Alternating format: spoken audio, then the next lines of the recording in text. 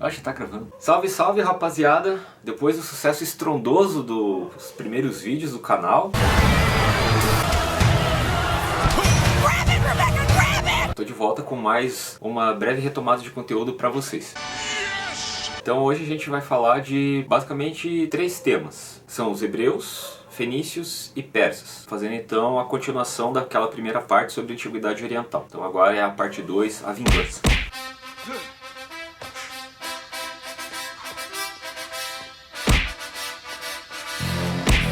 Então, quando a gente fala sobre os hebreus, a primeira coisa que nós temos que tomar cuidado é que existe uma certa dificuldade para estudar a história dos hebreus por conta da ausência, não total, mas porque se existisse ausência total, a gente não estudaria, né?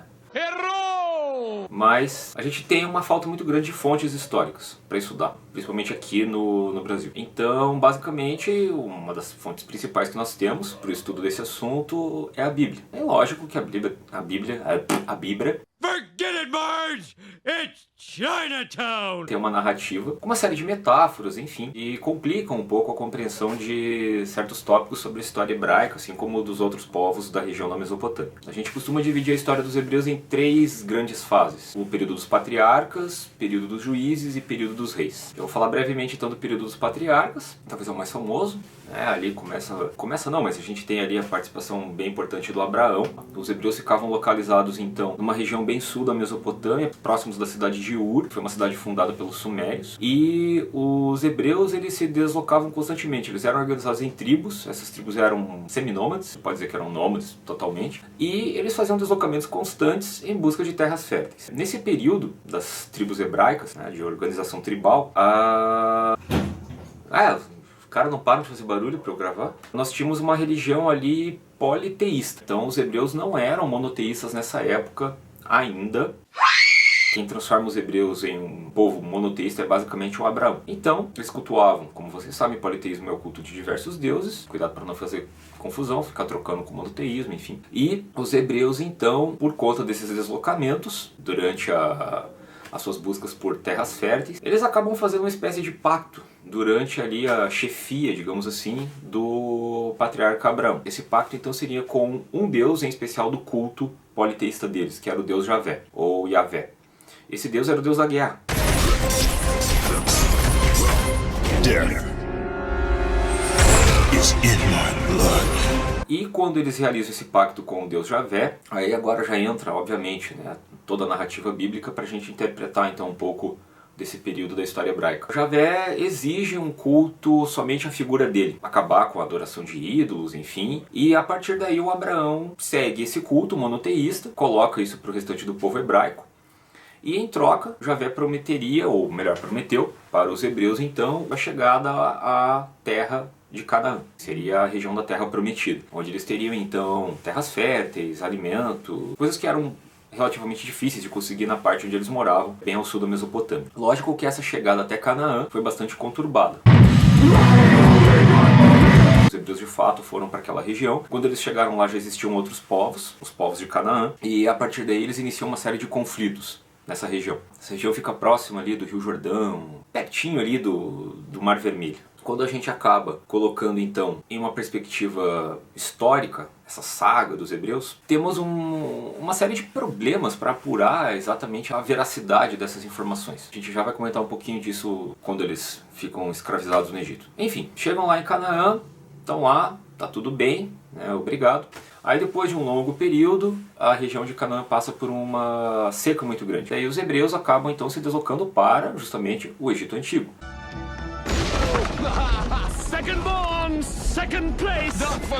Então quando eles vão lá para o Egito, tinha uma quantidade de terras férteis grande, né, por conta do rio Nilo, uma quantidade de alimentos bastante considerável. E quando os hebreus se estabelecem então no Egito, acontece aquele episódio da escravização hebraica. Então eles ficam escravizados ali por muitos anos e só vão ser libertados dali por conta do Moisés, quando eles são então encaminhados de novo para a terra de Canaã. Não vou ficar entrando muito em detalhes a respeito dessa questão, mas uma curiosidade interessante é de que alguns pesquisadores dizem que os hebreus nunca tiveram no Egito, de certa forma.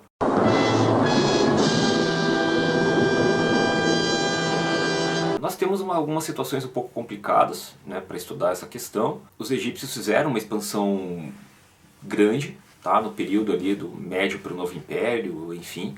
Quando eles chegaram a dominar essa região da Palestina, não é por acaso, era onde era Canaã também. Aí quando os hebreus voltam, então estão fugindo lá, né, da escravização proporcionada pelos egípcios, eles retornam para a região de Canaã e lá eles se deparam com os filisteus. E aí a gente tem a história do Davi, que enfrenta Golias, pega lá e dá uma pedrada no Golias, e a partir daí a gente tem então, né, o rei Davi, esse período de unificação importante. Ah, uma coisa interessante. O Moisés, quando ele está fazendo essa travessia, né, uma coisa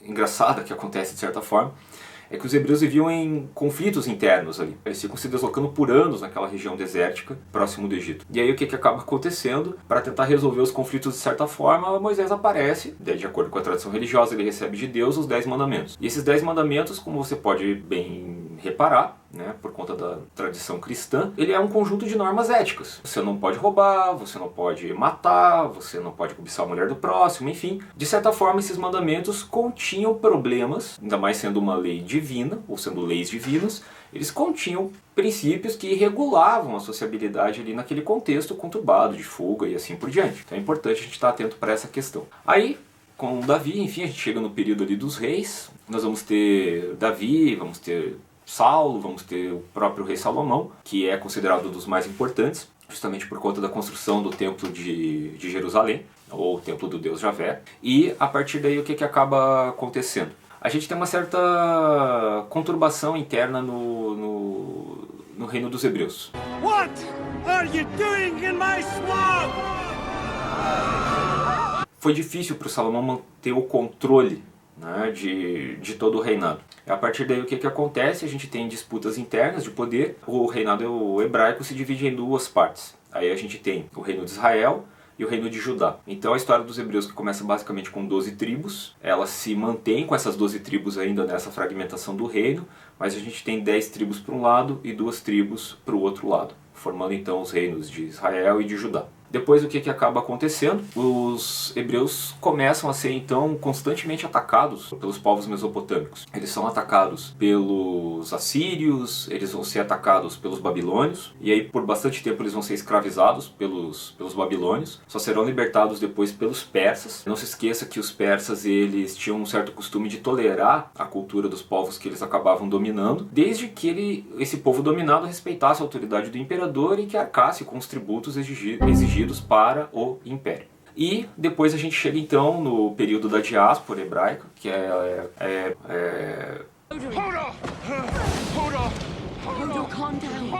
basicamente na era cristã. Então nós temos a expulsão dos hebreus, né? Diáspora significa isso, é uma expulsão. Então os hebreus, por conta do domínio romano, eles acabam sendo deslocados para diversas áreas que depois se torna a Europa. Então, só para a gente recapitular, relembrar algumas coisas, né? A história dos hebreus contando bem rapidinho, é basicamente isso, na Antiguidade Oriental. Contribuições importantes que você não pode esquecer, sem sombra de dúvida, fundamental é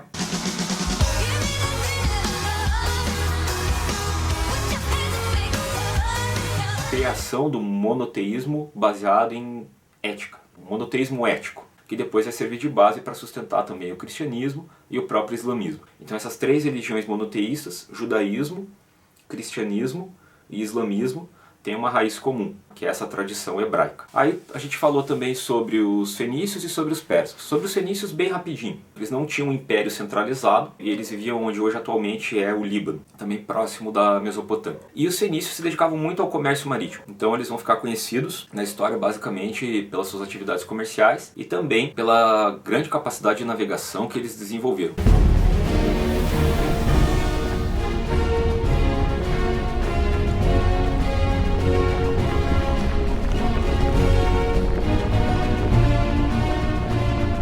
Geralmente faziam dois tipos de barco, um barco mais para transporte de mercadorias, enfim, e um barco mais veloz, assim, para os combates. Os fenícios chegaram a navegar pelo mar Mediterrâneo, eles chegaram até a criar cidades, colônias na região do norte da África, a mais famosa foi Cartago, e depois chegaram até a região do que hoje corresponde à Espanha, fundando cidades como Cádiz e Málaga, que hoje são cidades espanholas, mas foram colônias fenícias. Para facilitar todas essas atividades comerciais, tendo em vista que os fenícios eles não tinham então um império centralizado, essa é a ideia de cidade-estado, cada cidade tem o seu próprio governo, eles desenvolveram o alfabeto. Só que o alfabeto fenício não é exatamente igual ao nosso alfabeto. Ele era formado por 22 caracteres, todos eram consoantes, e depois esse alfabeto foi utilizado pelos gregos, de certa forma traduzido, implementado pelos gregos, que por sua vez serviu de herança para o alfabeto dos romanos, o latim, o alfabeto latino, e aí depois isso deu origem ao que nós usamos hoje como alfabeto. Então se a gente for traçar aí uma origem do nosso alfabeto, a gente tem que de certa forma voltar lá para o tempo dos fenícios, séculos antes de Cristo. A religião fenícia era baseada também numa crença politeísta, e o que você não pode esquecer é a questão do comércio marítimo, que era extremamente importante. Aí falamos dos persas.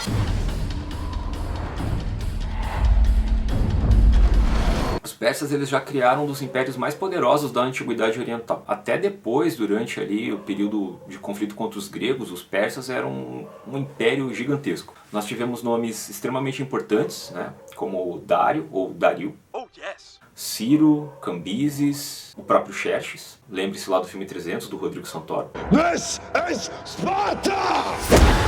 Lógico que eles não eram exatamente daquele jeito, os gregos eles fantasiavam muito, né, a característica dos povos rivais. Não se esqueça, os gregos chamavam todos os povos que não compartilhavam a mesma cultura e o idioma deles de bárbaros. Depois os romanos herdaram essa tradição. Você se lembra lá dos povos bárbaros que invadiram Roma, enfim. Mas os gregos já tinham começado com essa história antes. E os persas, por conta desse império muito grande, eles criaram então uma rede, né, de comunicação muito interessante dentro do seu governo, para facilitar a sua administração. Uma rede de estradas muito grande e também uma rede de províncias, sendo que era impossível o imperador estar em todos os lugares ao mesmo tempo. Você pode conferir aí no mapa a extensão do Império Persa, de acordo com diversos reinados, enfim, você pode reparar que é grande pra cacete.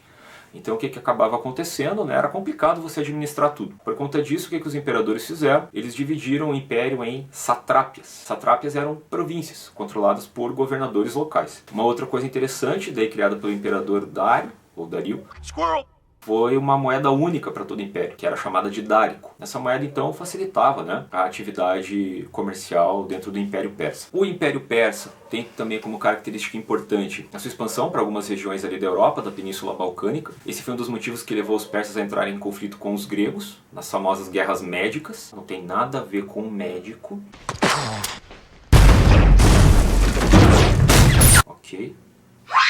Não tem a ver com médico, certo? Gregos chamavam os persas de medos, então os medos foram um dos povos que deu origem ao Império Persa. A gente falou bastante disso em outras ocasiões, não vou ficar me delongando aqui nisso. E a religião dos persas era também politeísta. Mas agora tem uma característica interessante nessa religião. Essa religião que era chamada de zoroastrismo, por conta do Zaratustra, ela tinha sempre um detalhe de conflito, de embate entre duas forças que dominavam o universo. A força boa e a força má. Eram dois deuses. Eles não tinham essa noção assim de demonificar uma força má.